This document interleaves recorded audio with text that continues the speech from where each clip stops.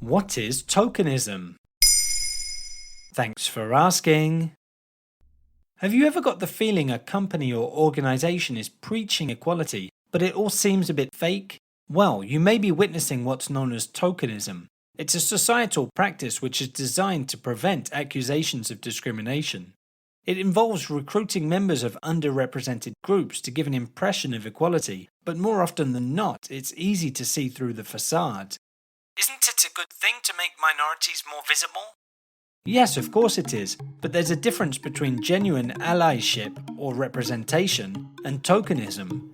For example, if a company adds a rainbow filter on its social media pages during Pride Month, but does nothing else the rest of the year, it's kind of an empty gesture, an effort which is purely symbolic for appearance's sake. After all, inclusivity isn't simply about developing a strategy to score points or clean up an image.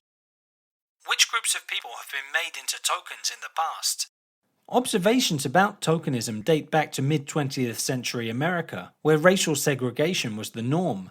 Civil rights movement figures like Malcolm X and Martin Luther King commented on the phenomenon. Here's an excerpt of a Malcolm X speech shared on YouTube by the Malcolm's Disciples channel. You can't tell me that a handful of black children going to school with white people in Little Rock, Arkansas is integration. That's token integration. And when the white man gives you token integration, it's like a pacifier that you give to your little baby when it starts crying. Meanwhile, women in senior company roles are often portrayed as a symbol for change and progress. But in reality, there have been many cases where these women were set up for a fall, by being put in a position where the chances of failure were extremely likely. This phenomenon has been labelled as the glass cliff, echoing the glass ceiling issue which we covered in a past episode. The same can happen in politics. When a candidate from a minority background is put forward for an election campaign, they have little to no chance of winning. There are plenty of examples of token characters in popular culture too.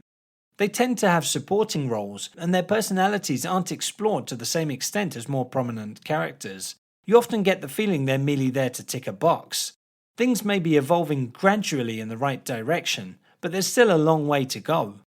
What can society do better to address tokenism? It's important to think about diversity proactively all year long, not just celebrating it during certain events. It should apply at all levels too, meaning people from any background are able to reach the highest levels of success. And the rewards are there for businesses to reap. A 2018 Harvard Business Review study looked at 1,700 companies across 8 countries. The results were clear. Greater diversity drives not only greater innovation, but also financial performance. There you have it.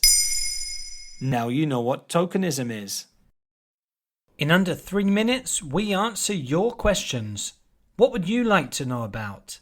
Use the comments section to send us your questions.